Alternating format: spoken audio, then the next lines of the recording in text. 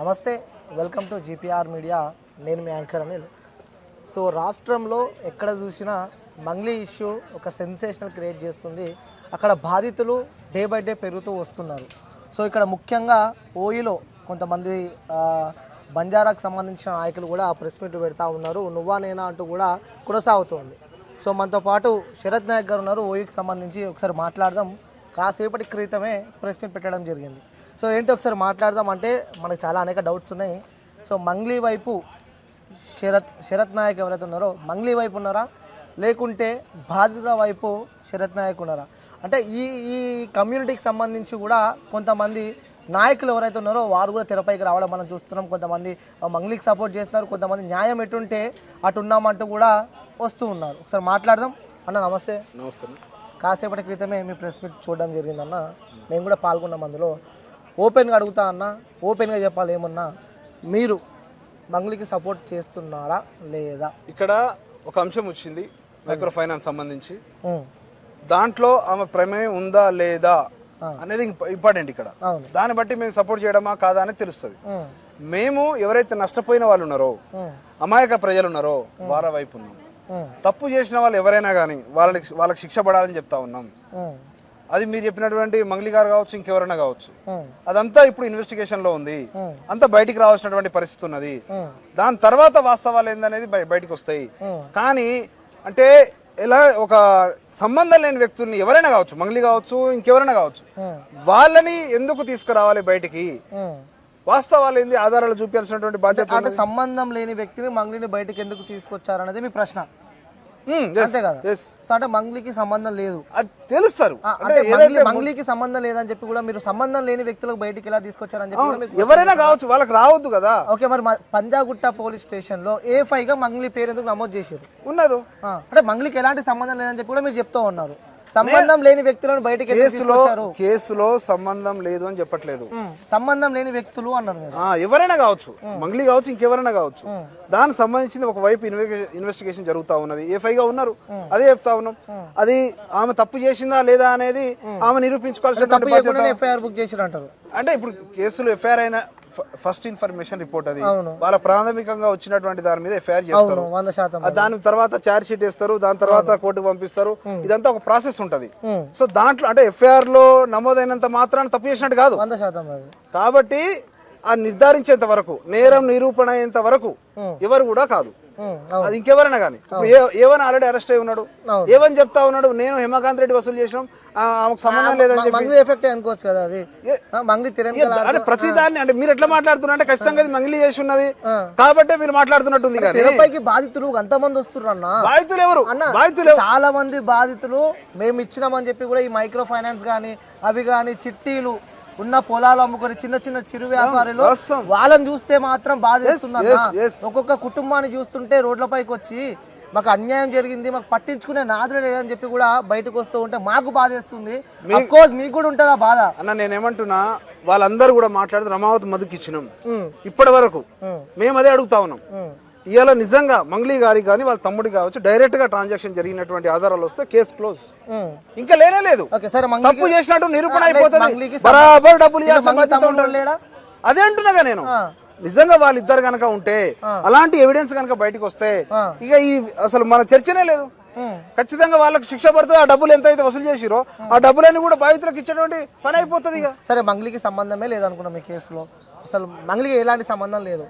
మరి ఆ సుబ్బారావు కానీ కొంతమంది ప్రముఖ అడ్వకేట్తో పాటు కూడా సినిమా ఇండస్ట్రీకి సంబంధించిన కొంతమంది కలిసి కూడా పంజాగుట్ట ఒక దాంట్లో కూడా కలిసి వాళ్ళందరూ కలిసి కూడా ఒక మీటింగ్ ఏర్పాటు చేసుకున్నారు అనేది కూడా సుబ్బారావు చెప్తున్నాడు. దానికి సంబంధించిన కూడా కొన్ని వీడియో క్లిప్స్ కూడా మనం చూసినాం. మరి ఎలాంటి సంబంధం లేకుంటే మంగ్లీ ఆ రోజు వచ్చి తినతో మాట్లాడి వాళ్ళ తమ్ముతో తినని ఎందుకు త్రిట్టి వేపిస్తానని చెప్పి కూడా నేను అడుగుతాను. ఇది జస్ట్ ఆరోపణ అని నేను చెప్తున్నా, నేను చూసినా అని చెప్పి చెప్తాను, జస్ట్ అంటున్నాడు. మీరు ఎవరిని అడగాల్సిన ప్రశ్న ఇది? మంగ్లీ అడ్వకేట్ ని అడగాల్సిన ప్రశ్న. నేను ఈ రోజు బాధితుల పక్షాన మాట్లాడుతున్నా. తప్పు చేసిన వాళ్ళు ఎవరైనా కావచ్చు అంటున్నా. వాళ్ళకి న్యాయం జరగాలి, తప్పు చేసిన శిక్ష పడాలని చెప్తున్నా. అలాంటి ఆ చర్చ ఏదో జరిగింది వాళ్ళ మధ్యలో, ఏదో జరిగిన దానికి ఇలా నన్ను అడిగితే నేనేం అనుసరిస్తా? అంటే మీరు అంటున్నారు కదా అన్న, అంటే తను ఒక ప్రముఖ సింగరు, మీ బంజారాకు సంబంధించి కూడా ఆ కల్చర్ని కానీ దేశవ్యాప్తంగా బయటికి తీసుకొచ్చిన ఒక సింగర్ అని చెప్పి అంటున్నారు. దానికి 100% మేము 100% మనం అంగీకరించాల్సిందే. ఎందుకంటే మంగ్లీ తెరపైకి వచ్చిన తర్వాత 100% తన పాటలతో తన ఆటలతో 100% చేసింది, అది తప్పని చెప్పి కూడా ఎవరు అంటలేరు.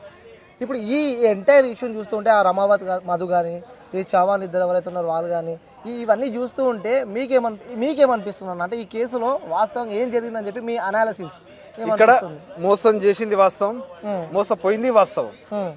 సో దాంట్లో A1 గా ఉన్నటువంటి ఒక వ్యక్తి ఈరోజు జైల్లో ఉన్నాడు. అదే విధంగా మిగతా వాళ్ళని కూడా ఇన్వెస్టిగేషన్ జరగాలి. మిగతా వాళ్ళు ఎవరైతే A2, A3, A4, A5 ఉన్నారో ఖచ్చితంగా వాళ్ళ మీద ఇన్వెస్టిగేషన్ జరగాలి. వాస్తవంగా ఎవరైతే డబ్బులు వసూలు చేసిరో వాళ్ళ నుంచి ఇప్పించేటువంటి ప్రక్రియ ఇలా మేము పోలీసు వాళ్ళని కూడా కోరుతా ఉన్నాం. ఈరోజు తొందరగా విచారణ పూర్తి చేసి నిష్పక్షపాతంగా ఇవాళ బాధితులకు న్యాయం చేసే విధంగా ఇలా డిపార్ట్మెంట్ కూడా పనిచేయాలని కూడా కోరుతా ఉన్నాం. మీ క్యాస్ట్కి సంబంధించి లేకంటే బంజారా బిడ్డనే సంపత్ నాయక్ అని చెప్పి కూడా ఫిలిం ఛాంబర్కి వెళ్ళి కూడా కంప్లైంట్ చేయడం మనం చూస్తున్నాం. అంటే ఈ ఎంటైర్ ఇష్యూలో మీరు కొట్లాడుతుర్రా, అంటే మీ కమ్యూనిటీ వాళ్ళు మీరు కొట్లాడుతుర్రా, లేకుంటే బాధితులకు ఏమైనా న్యాయం చేయాలి? వాస్తవానికి ఇది కమ్యూనిటీ సమస్య కాదు, ఇదేదో కమ్యూనిటీలో జరిగిన పంచాయతీ కాదు. ఒక వ్యాపారం చేస్తాం అని చెప్పి అలా అధిక వడ్డీలు ఇస్తామని చెప్పి డబ్బులు వసూలు చేసినటువంటిది ఇది. సో దాంట్లో ఎలాంటి విచారణ పూర్తి కాకుండా, నేరం ప్రూవ్ చేయకుండా, నేరస్తులు ఎవరనేది తెలియకుండా ఈరోజు అలాంటి చర్యలు అనేది ఇలా దాన్ని సమాజం చూస్తా ఉన్నది. ఇలా అందరు మాట్లాడుతూ ఉన్నారు అది వాస్తవమా మంచిదా కాదా అని చెప్పి. ఇలా అడ్వకేట్ సుబ్బారావు చెప్తా ఉన్నాడు పుట్ట మీద కొట్టడానికి ఇలా నాకు అలాంటి రైట్స్ లేవు, నాకు అలాంటి ఆలోచన కూడా లేదు. నిజంగా మంగ్లీ డబ్బులు తీసుకుంటే ఆ డబ్బుల్ని నేను బాధితులకు ఏ విధంగా ఇప్పించాలనేదే నా పోరాటం అని చెప్తా ఉన్నాడు. అది క్లియర్. అంటే ఏ ఇంటెన్షన్ తో చేసిన అనేది మన అందరూ కూడా అర్థమవుతా ఉన్నది. సో మన ఇష్యూ ఏంది, ఇక్కడ నష్టపోయింది ఎవరు, ఇలా నష్టం చేసింది ఎవరు, ఎవరికి న్యాయం జరగాలి, అన్యాయం చేసింది ఎవరు, దాన్ని మాట్లాడకుండా దాని గురించి మాట్లాడకుండా నిజంగా మేము అంటున్నాం ఇలా వాళ్ళ దగ్గర ఆధారాలు ఉంటే పోలీస్ స్టేషన్ ఇవ్వమని చెప్పండి, లేకపోతే అడ్వకేట్ ని ఒక న్యాయస్థానాల్లో కొట్లాడమని చెప్పండి. దాని ద్వారా న్యాయం జరుగుతుంది అంటున్నాం. దాని ద్వారా నిజమైన బాధితులకు న్యాయం జరుగుతుంది. మంగ్లీ కూడా అంటా ఉంది నేను ఎప్పుడు ఎవరైతే బాధితులు ఉంటారో వాళ్ళ వైపు కూడా నేను ఉంటా అని చెప్పి కూడా మంగ్లీ అంటుంది. అది ఓకే, దాన్ని మనం అంగీకరిద్దాం. బాధితులు అందరి వైపు కూడా ఖచ్చితంగా ఈ మంగ్లీ సపోర్ట్ ఉంటుంది. మంగ్లీ తప్పు చేయలేదు, తప్పు చేసే బిడ్డ మంగ్లీ కాదని చెప్పి కూడా తను అంటా ఉంది. మరి అదే మంగ్లీ బాధితుల వైపు నుంచొని ఎందుకు పోరాటం చేస్తలేదని చెప్పి కూడా నేను అడుగుతా ఉన్నా. సరే అదే మంగ్లీ వెళ్ళి బాధితులందరినీ వెంట పెట్టుకొని అదే మంగ్లీ ఒక ఫిర్యాదు చేయొచ్చు, లేకుంటే అదే మంగ్లీ ఒక ధర్నా చేయొచ్చు, అదే మంగ్లీ ప్రజల కోసం పోరాటం చేయొచ్చు. అంటే చెప్తా ఉంది నేను ఒక ఆడబిడ్డని, నా కుటుంబాన్ని నేను కాపాడుకున్నా అని చెప్పి కూడా ఆ తల్లి చెప్తా ఉంది. కానీ మరి ఇక్కడ ఇంతమంది కుటుంబాలు రోడ్ల పైన పడ్డాయి కదా. మేము కూడా అదే అడుగుతున్నాం. ఖచ్చితంగా మంగ్లీ కావచ్చు వాళ్ళ తమ్ముని ముందు పెట్టి వ్యాపారం చేసినటువంటి వార్తలు ఏవైతే వస్తా ఉన్నాయో మీకు నిజంగా సంబంధం లేకపోతే మీరిద్దరు వచ్చి ఫిర్యాదు చేసినటువంటి బాధ్యత వాళ్ళ మీద ఉన్నది. ఎవరైతే వాళ్ళు ఉన్నారో వాడుకొని ఇలా వాళ్ళ పేర్లు వాడుకొని వ్యాపారం చేసిరో, డబ్బులు వసూలు చేసిరో వాళ్ళ మీద ఫిర్యాదు చేయాలి, బాధితుల పక్షాన పోరాటం చేయాలి. వాళ్ళకి న్యాయం జరిగేంత వరకు కూడా వారు కూడా బయటకు వచ్చి ఇలా వాళ్ళ బాధ్యతగా రావాలి. అదేవిధంగా నిజంగా తప్పు చేయకపోతే ఇలా ఏదైతే విచారణ జరుగుతుందో దాంట్లో ఇలా వాళ్ళు ప్రూవ్ చేసుకొని బయటికి రావాల్సినటువంటి బాధ్యత కూడా వాళ్ళ మీద ఉందని చెప్పి తెలియస్తాం. ఓకే, కొంతమంది బంజారాకు సంబంధించిన వాళ్ళే డబ్బులు తీసుకొని మంగ్లీకి సంబంధించి ప్రెస్ మీట్లు కూడా పెడతా ఉన్నారు. మరి ఎంత అందినాయన్నా, పైసలు వచ్చినాయా మీకేమన్నా? ఇప్పుడు అంటే ఒక విషయం మీద కొట్లాడుతుంటే, ఒక న్యాయం గురించి మాట్లాడుతూ ఉంటే ఇలాంటి ఆరోపణలు రావడం చాలా బాధాకరం. ఇలా మేము ఉద్యమకారులుగా ఇలా దాదాపు 10-15 సంవత్సరాలుగా ఇవాళ మేము సమాజం కోసం కొట్లాడతాం, నిరుద్యోగుల కోసం కొట్లాడతాం, మా సమాజంలో రావాల్సిన మా హక్కుల కోసం కొట్లాడుతూ ఉన్నాం.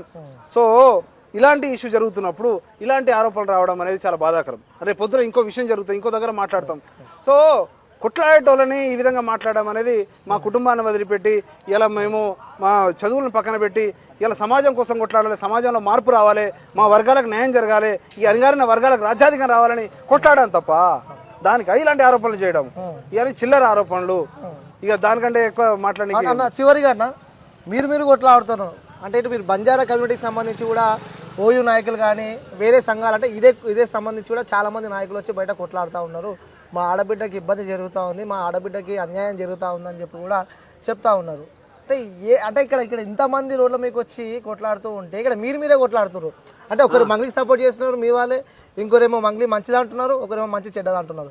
మీరేమో మంగ్లీని అసలు ఏమీ తెలియదు, అమ్మాయి చాలా మంచిదని చెప్పి కూడా కొంతమంది అంటున్నారు. ఇంకొంతమంది ఏమంటున్నారు చేసినట్టుంది, ఆమెని పాటలు పాడకుండా చేయండి అని చెప్పి కూడా ఫిలిం ఛాంబర్ కంప్లైంట్ ఇచ్చారు. ఇక్కడ మీరే కొట్లాడుతున్నారు, రోజుకి ఒక్కొక్కరు తెరపైకి వస్తున్నారు, మీ ఓయూకి సంబంధించిన వాళ్ళు కానీ బయట వాళ్ళు కానీ కొత్త వాళ్ళు వస్తారు, కొత్త వాళ్ళు ప్రెస్ మీట్లు పెడుతున్నాము. ఇటు టాపిక్ ఇటు మళ్ళీ అవుతుంది, ఇటు టాపిక్ ఇటు మళ్ళీ అవుతుంది. మరి బాధితులకు ఎప్పుడు న్యాయం జరుగుతుందని చెప్పి అనుకుంటున్నారన్న మీరు?